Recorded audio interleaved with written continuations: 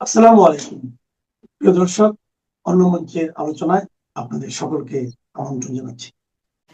বাংলাদেশের রাজনৈতিক অঙ্গনে হঠাৎ করে একটি অডিও বার্তা নিয়ে বেশ আলোচনা শুরু হয়েছে। অডিও বার্তাটি হলো বাংলাদেশের সাবেক প্রধানমন্ত্রী শেখ হাসিনার, যিনি 24 আগস্ট থেকে দিল্লিতে আছেন। গত 2.25 বছরের বেশি সময় ধরে বাংলাদেশের ক্ষমতায় নেই আওয়ামী লীগ। দলটির কার্যক্রম বর্তমানে সরকারি নির্বাহী আদেশে নিষিদ্ধ। দলের শীর্ষ নেত্রী শেখ হাসিনার বিরুদ্ধে ঝুলছে আন্তর্জাতিক অপরাধ ট্রাইব্যুনালের মৃত্যুদণ্ডের পরোয়ানা। তবুও গত কয়েক সপ্তাহ ধরে ঢাকা, চট্টগ্রাম ও সিলেটের অলিগলিতে কার্যক্রম নিষিদ্ধ ঘোষিত এই দলটির ঝটিকা মিছিল ও নেতাকর্মীদের গ্রেপ্তারের খবর নিয়মিত সংবাদ শিরোনাম হচ্ছে।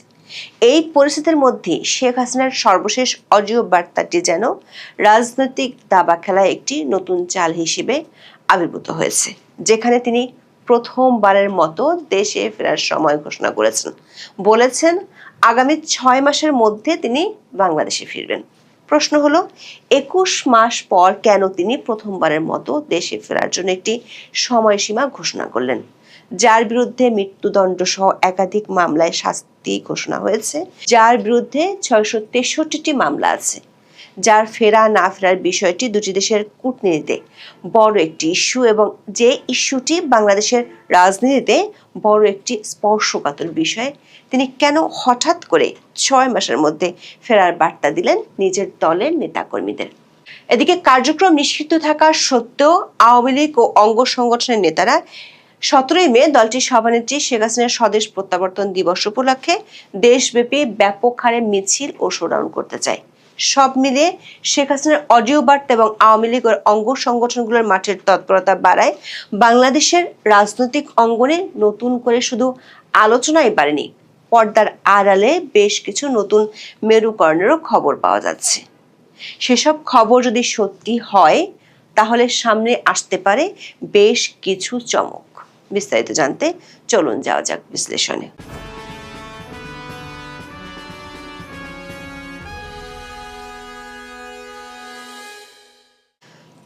5 আগস্ট থেকে বাংলাদেশের সাবেক প্রধানমন্ত্রী ও আওয়ামী লীগ সভানেত্রী শেখ হাসিনা আছেন দিল্লিতে।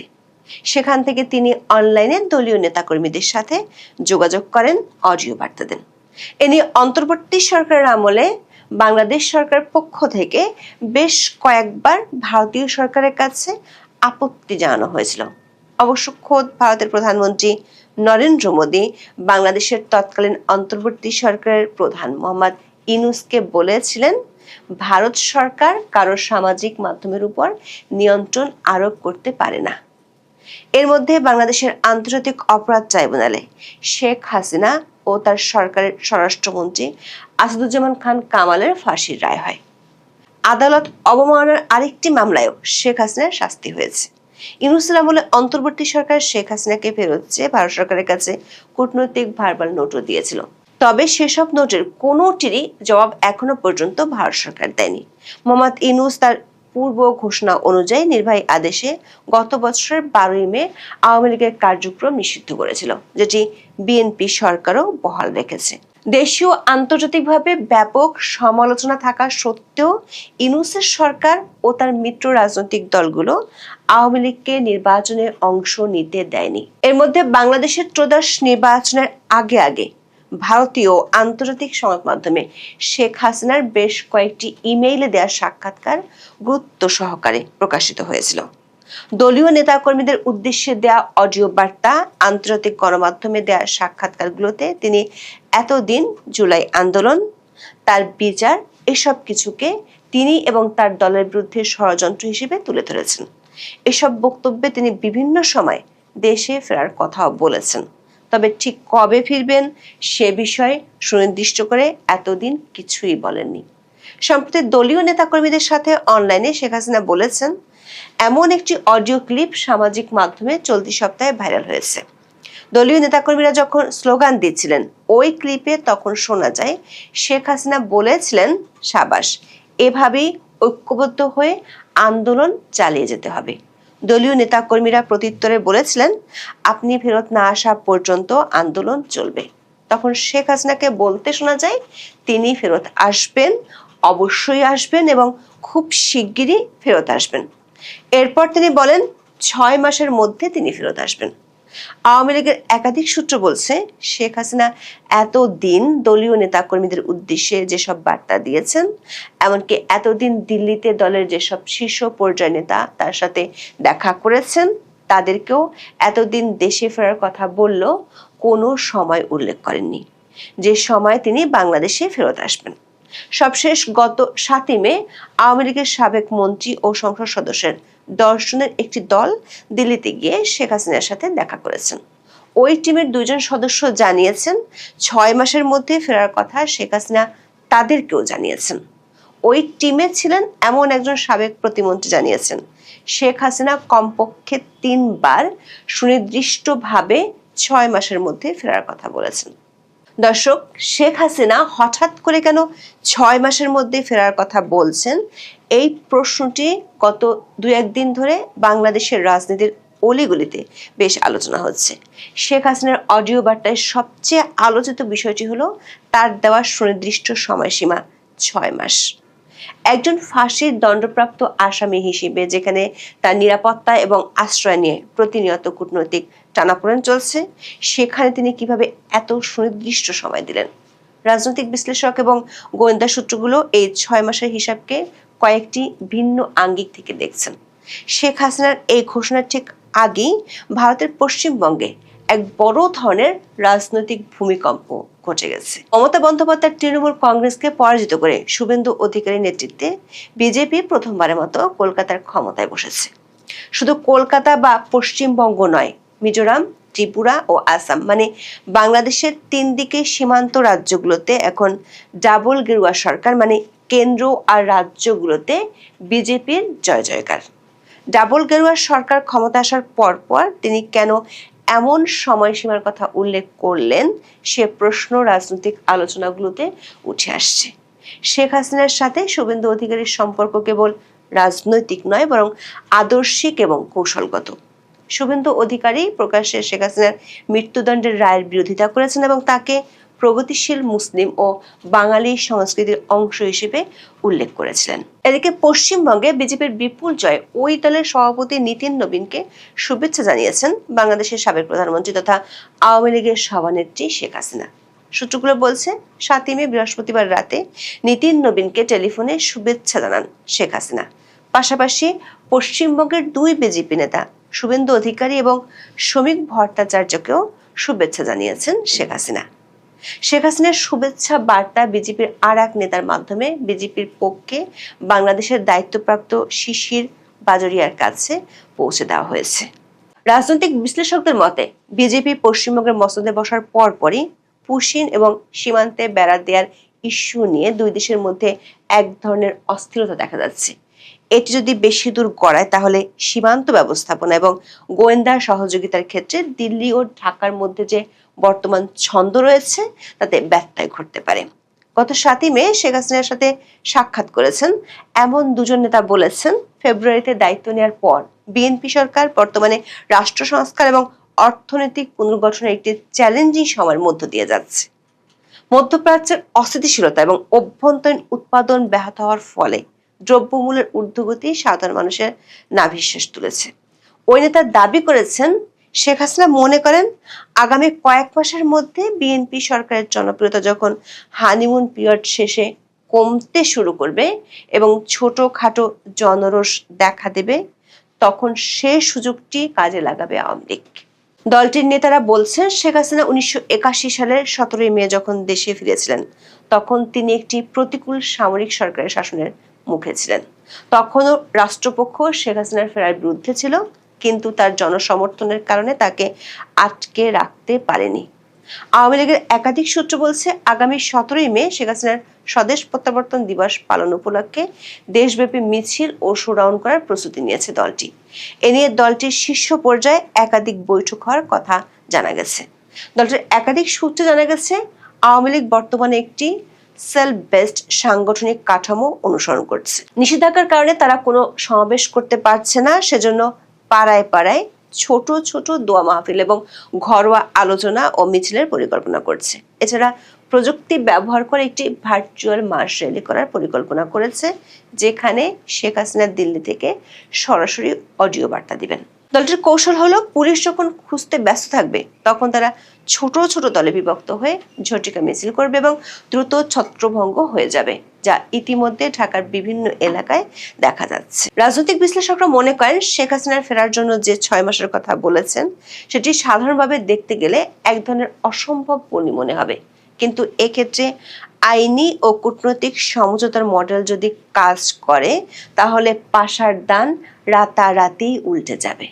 এই মডেলে বাংলাদেশের অভ্যন্তরীণ রাজনীতিতে ছড়ি ঘোরায় এমন পরাশক্তিগুলোর মধ্যে একটি গোপন সমঝোতা হলে শেখ হাসিনার ফেরা কেন অনেক কিছু সম্ভব বলে অনেকেই মনে করেন। বিশেষ করে ভারত ও আমেরিকার বোঝাপড়া এক্ষেত্রে যে বেশ গুরুত্বপূর্ণ, সেটি এখন বাংলাদেশের রাজনৈতিক আলোচনায় বেশ ওপেন সিক্রেটের একটি বিষয়। এই মডেলের অধীনে ভূ রাজনৈতিক পরাশক্তিগুলোর মধ্যে সমঝোতা হলে দেশীয় রাজনীতির ভিতরে মোড়ও ঘুরে যাবে। সেটির লক্ষণ এরই মধ্যে দেখা গেছে। যেমন ইউনূসের আমলে বাংলাদেশের বেশ ভারত বিরোধী স্লোগান শোনা গিয়েছিল, এমনকি ভারতীয় দূতাবাসের কিছু কার্যালয়ে হামলার চেষ্টাও হয়েছিল। কিন্তু হঠাৎ করে দিল্লি না ঢাকা স্লোগান একেবারেই ম্রিয়মাণ হয়ে গেছে। আবার মার্কিন বাণিজ্য চুক্তিটি বাংলাদেশের জন্য বড় ক্ষতির কারণ হবে এমন তথ্য উপাত্ত পাওয়ার পরও প্রধান রাজনৈতিক দলগুলো ভাসুরের নাম যেমন মুখে আনা অন্যায়, তেমনি তারা এ বিষয়ে চুপচাপ আছে। আওয়ামী লীগের একাধিক সূত্র বলছে, নির্বাচনের আগে মার্কিন প্রশাসন থেকে শেখ হাসিনাকে বাদ দিয়ে রিফাইন্ড আওয়ামী লীগের প্রস্তাব দেওয়া হয়েছিল এবং সেটি নিয়ে মার্কিন প্রশাসন থেকে বেশ তৎপরতাও ছিল, কিন্তু আওয়ামী লীগের শীর্ষ নেতা ও তৃণমূল থেকে কোনো সাড়া তখন মেলেনি। শেষ পর্যন্ত আওয়ামী লীগকে বাইরে রেখে নির্বাচন হয়। শর্ত ছিল, নির্বাচনের পর দলটির নিষেধাজ্ঞা তুলে নেওয়া হবে। অনেকেই মনে করছেন ওই সমঝোতার অংশ হিসেবে নতুন করে ভূ রাজনৈতিক শক্তিগুলোর মধ্যে তৎপরতা শুরু হতে পারে। বিএনপি নীতি নির্ধারকদের কেউ কেউ মনে করেন, শেখ হাসিনার এই 6 মাস কর্মীদের মনোবল ধরে রাখার কৌশল হতে পারে। তবে দলটির শীর্ষ কিছু নেতা মনে করেন, প্রেক্ষাপট বিবেচনা করলে তার এই সময়সীমা প্রথমবারের মতো উল্লেখ করা বিশেষ বার্তা বহন করে। আসসালামু আলাইকুম রাহমাতুল্লাহি ওয়া বারাকাতুহু। সম্মানিত দর্শক, আজকের যে শিরোনামটি, সেই শিরোনামটি করতে আমি উদ্বুদ্ধ হয়েছি বাংলাদেশের প্রবীণ রাজনীতিবিদ, বীর মুক্তিযোদ্ধা এবং বহুকালের প্রত্যক্ষদর্শী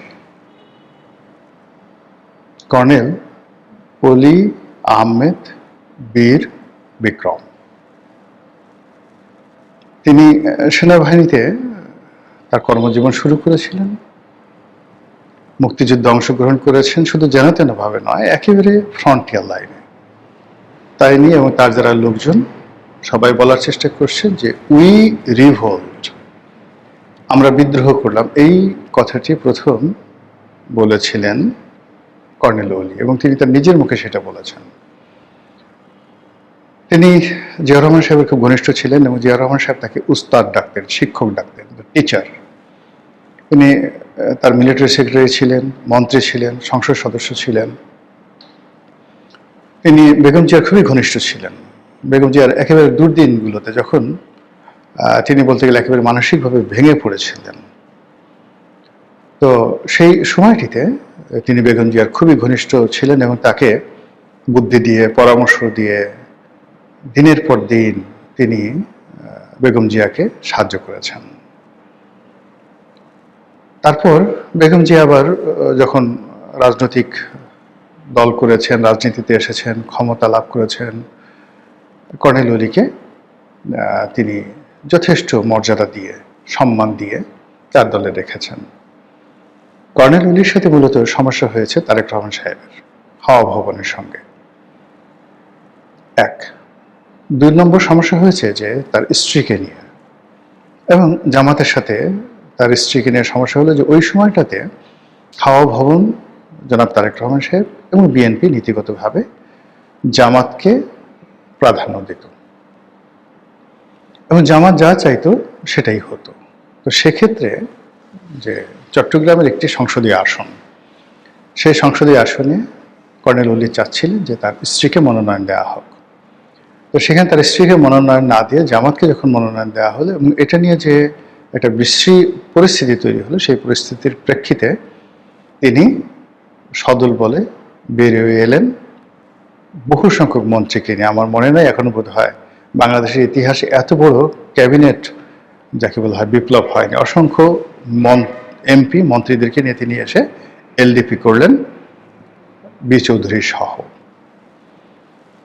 এবং এই ঘটনার সঙ্গে তার নিঃসন্দেহে দেশি বিদেশি যারা শক্তির ধারক, এটা আপনি সিআইএ বলেন, বলেন, সম্পর্কে যে ছিল না তা নয়। এর কারণ হলো আমাদের দেশে যারা একেবারে রাস্তার লেদু গেদু ধলা, এদের সাথেও সিআইএ বড় বড় কর্তারা দেখা করে। তো সেখানে কর্নেল ওলি এত বড় একটা সম্পর্ক, মানে সিদ্ধান্ত নেবেন সরকার থেকে মন্ত্রিত্ব ছেড়ে দিয়ে আরও বেশ কয়েকজন মন্ত্রীকে তিনি সেই ক্যাবিনেট থেকে বের করে এনে 30-40 জন এমপিদেরকে তিনি পদত্যাগ করতে বাধ্য করলেন বা ইনফ্লুয়েন্স করলেন। এটা সহজ ব্যাপার ছিল না। বাংলাদেশে একবারই হয়েছে, ভবিষ্যতে আর হবে না। এটা কর্নেল ওলি করেছেন। তো সেই কর্নেল ওলি এলডিপির এই কাজ করতে গিয়ে তার বিএনপির সঙ্গে কথা হয়েছে, অনেক নেতাদের সঙ্গে কথা হয়েছে গোপনে। এই কাজ করতে গিয়ে তার আওয়ামী লীগের তৎকালীন যারা নেতা ছিলেন তাদের কাছ থেকে তিনি নিঃসন্দেহে একটা আশ্বাস পেয়েছিলেন যে আপনি যা কিছু করবেন আমরা আছি, যদি আমরা আগামীতে ক্ষমতায় আসি এটা ভালো, অথবা এই পার্লামেন্টে আপনি যদি বিদ্রোহ করতে চান আমরা আপনাকে সমর্থন দেব, এরকম নানা রকম। আপনি যদি প্রধানমন্ত্রী হতে চান আপনাকে দরকার হলে প্রধানমন্ত্রী বানাবো। শেখ হাসিনা এই ধরনের কথাবার্তা বলতে পারেন। ফলে এই কথাগুলো বলার অর্থ যে একটি মানুষ সামরিক বাহিনীতে যোগদান করার পর তিনি দীর্ঘদিন বাহিনীতে ছিলেন, বাইরে ছিলেন, রাজনীতি করেছেন, দলের ভিতরে থেকেছেন, দলের বাইরে থেকেছেন। এখন আবার তারেক রহমান সাহেব যখন ক্ষমতায় এসছেন তাকে সরাসরি চ্যালেঞ্জ জানিয়ে তার এককালীন শত্রু, ঘোরতর শত্রু জামাতের সঙ্গে তিনি মিত্রতা করেছেন। ফলে he is not a normal man. আমি আবার বলি, সে কোনো সাধারণ ব্যক্তি নয়, অসাধারণ ব্যক্তি। এ সমস্ত মানুষ যত বয়স হয় তাদের বুদ্ধির পরিপক্কতা বাড়ে। এ ধরনের মানুষের যত বয়স হয় তাদের তত সাহস বাড়ে। এবং অনেকে বুড়ো হলে মানুষের যেমন একটা মতিভ্রম হয়, যেমন ডক্টর মোহাম্মদ ইউনূসের মতিভ্রম, এরকম কিন্তু কর্নেল ওলির এখন পর্যন্ত দেখা যায় না। এখনও সে কেতাদুরস্ত স্টাইল করে চুল, মানে মানে যাকে বলা হয় যেখানে কলপ রাখা দরকার সেখানে কলপ লাগায়, কালো রং, যেখানে সাদা করা দরকার সাদা রাখা যায়, পোশাক আশাকে, মানে তার বয়স যে প্রায় 85-86 বছর বা 87 বছর, এটা দেখে একটা মনে হবে না। তার কণ্ঠ ঠিক ওইরকম আছে। তো তিনি অতি সম্প্রতি যে বক্তব্য দিয়েছেন শেখ হাসিনা সম্পর্কে, সেই বক্তব্যের মুদ্রা কথা হলো শেখ হাসিনা ভারতের প্রশাসনকে বলেছে যে পশ্চিমবঙ্গে মুখ্যমন্ত্রী রূপে শুভেন্দুকে তার দরকার। বোঝার চেষ্টা করুন। তাহলে ভারতে যেটা গণতান্ত্রিক বিধি ব্যবস্থা রয়েছে সেখানে সবাই যে যার গণতান্ত্রিক অধিকার প্রয়োগ করে জয়লাভ করে আসে। ইলেকশন ইঞ্জিনিয়ারিং এখনো ভারতে কল্পনা করা যায় না, কিন্তু এই পশ্চিমবঙ্গে ইলেকশন ইঞ্জিনিয়ারিং হয়েছে শেখ হাসিনার পরামর্শে। এখন শেখ হাসিনা এই পরামর্শ কাকে দিয়েছেন? নরেন্দ্র মোদী, অমিত শাহকে। তাহলে বুঝুন দিল্লির উপরে শেখ হাসিনার কতটা প্রভাব। এটা আমি তো বললাম যে এই যে এত লম্বা কথা বললাম কর্নেল ওলির সম্পর্কে, এটা পাগলের প্রলাপ নয়। তো শেখ হাসিনা দিল্লিকে বলেছে যে পশ্চিমবঙ্গের ক্ষমতায় তার শুভেন্দুকে দরকার। দ্বিতীয়ত হলো শুভেন্দু তো নর্মাল ভোটে পাশ করবে না। এখন এই ভোটগুলো করার জন্য ইলেকশন ইঞ্জিনিয়ারিং লাগবে। এখন ভারত তো এই ধরনের ইলেকশন ইঞ্জিনিয়ারিংয়ে এক্সপার্ট নয়। তাহলে কি হলো? শেখ হাসিনার যে সমস্ত লোকজন বাংলাদেশ থেকে এখন ভারতে আছেন, দিল্লিতে আছেন, কলকাতাতে আছেন, তাদের সঙ্গে ভারতের প্রশাসনের একটা সমঝোতা হয়েছে এবং সেই সমঝোতার ভিত্তিতে ইলেকশন ইঞ্জিনিয়ারিং করে তারপরে সেই পশ্চিমবঙ্গের শুভেন্দুকে ক্ষমতা আনা হয়েছে। এটা কর্নেল ওলি বলেছেন। আমি ধরে নিলাম এটা সত্য। যদি সত্য হয় তাহলে পশ্চিমবঙ্গে শুভেন্দু নয়, মানে শেখ হাসিনা আসলে পশ্চিমবঙ্গের এখন গভর্নর, মানে যাকে বলা হয় নরেন্দ্র মোদীর প্রতিনিধি। শেখ হাসিনা যেভাবে বলবেন শুভেন্দু সেভাবেই চলবেন।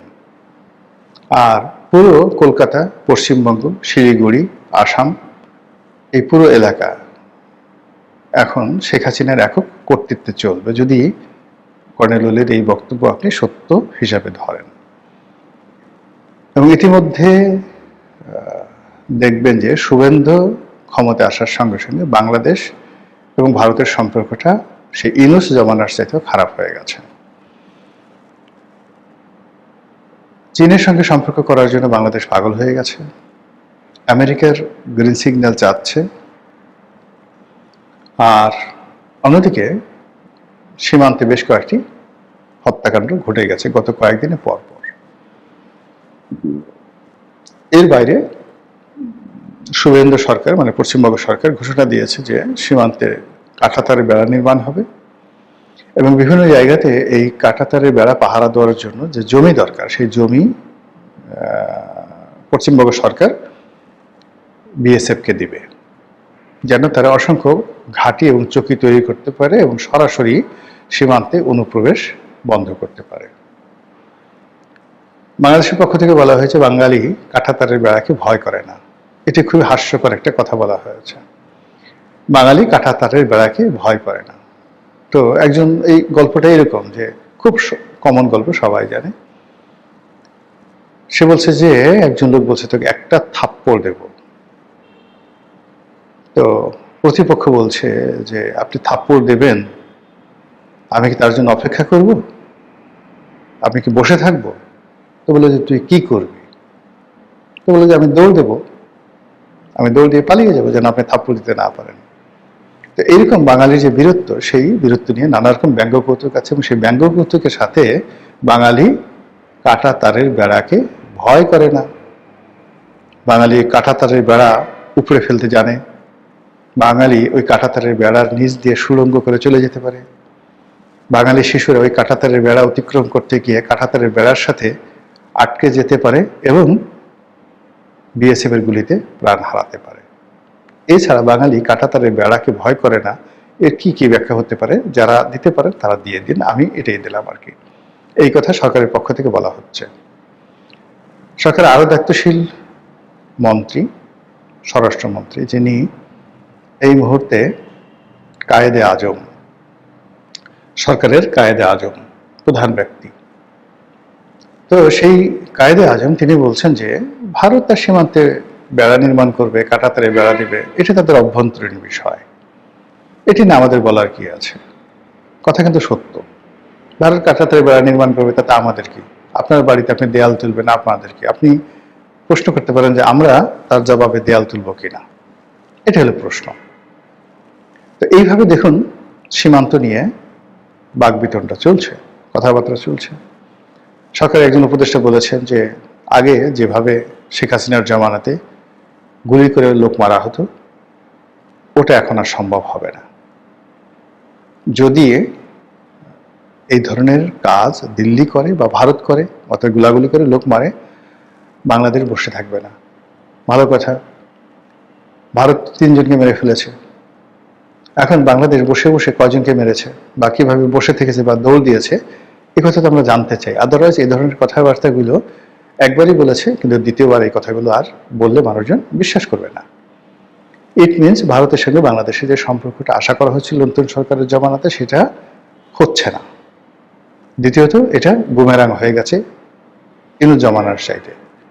তৃতীয়ত, যে বর্তমান সরকারকে ক্ষমতা আনার জন্য দিল্লির পক্ষ থেকে, রয়ের পক্ষ থেকে একটা মাস্টার প্ল্যান ছিল। এই ধরনের যে কথাবার্তা ছিল, এটি হয় মিথ্যা, তাহলে এক ধরনের প্রতিক্রিয়া হবে, আর যদি সত্য হয়ে থাকে তাহলে দিল্লি এবং রয়ের কথা যদি সরকার না শুনে, তাহলে সেক্ষেত্রে সরকার, দিল্লির সরকার বর্তমান বাংলাদেশ সরকারের উপরে কি কি নেতিবাচক শক্তি তারা প্রয়োগ করতে পারে, সব পর প্রয়োগ করতে পারে, এটা নিয়ে আতঙ্কিত হওয়ার যথেষ্ট কারণ আছে। যেটা বলছিলাম, শেখ হাসিনা পশ্চিমবঙ্গে, ইট ডাজ নট মিন যে শেখ হাসিনা একেবারে ফ্লাই করে দিল্লির পরিবর্তে পশ্চিমবঙ্গতে এসে বসবাস করেছেন, তা নয়। এই যে শুভেন্দু যে পশ্চিমবঙ্গের মুখ্যমন্ত্রী হলো, এখন আওয়ামী লীগের যারা লোকজন রয়েছেন তাদের ভিসা আছে না আছে ডাজ নট ম্যাটার, বুক ফুলিয়ে তারা এখন পশ্চিমবঙ্গে ঘুরে বেড়াবে, বিভিন্ন রাষ্ট্রীয় অনুষ্ঠানে যাবে। ওই যে গাজীপুরের মেয়র জাহাঙ্গীর, সে তো বিরাট একটা ফুলের চূড়া নিয়ে শুভেন্দুর সঙ্গে দেখা করে আসলো এবং সেই ছবি আবার সে ফেসবুকে দিল। আওয়ামী লীগের অসংখ্য টেলিগ্রাম, তারপরে যে সকল সামাজিক মাধ্যমে তাদের নিয়মিত যোগাযোগ হয়, সেখানে এই শুভেন্দুর আগমন, পশ্চিমবঙ্গে বিজেপির যে জয়লাভ, এটা নিয়ে রীতিমতো আনন্দ উল্লাস। এবং আওয়ামী লীগের যারা বাংলাদেশে পালিয়ে আছে তারা সবাই এখন রীতিমতো প্রতিদিন পালা করে হাঁসের মাংস সেই বিভিন্ন জায়গাতে, যেখানে যেখানে পূর্বাচল আছে, নীলা মার্কেট আছে, তারপর ওয়েস্টিন আছে, যাদের সামর্থ্য আছে সামর্থ্য অনুযায়ী পাল্লা দিয়ে তারা হাঁসের মাংস খাওয়া শুরু করে দিয়েছে। তাদের শক্তি দরকার, গরম দরকার। এরই মধ্যে পশ্চিমবঙ্গের শুভেন্দু সরকারের সাথে সেলিব্রেশনকে কেন্দ্র করে বাংলাদেশের ছাত্রলীগের কয়েক দফা মিছিল হয়েছে। ছাত্রলীগের কমিটিগুলো নতুন করে গঠিত হচ্ছে, একটার পর একটা কমিটি দিচ্ছে।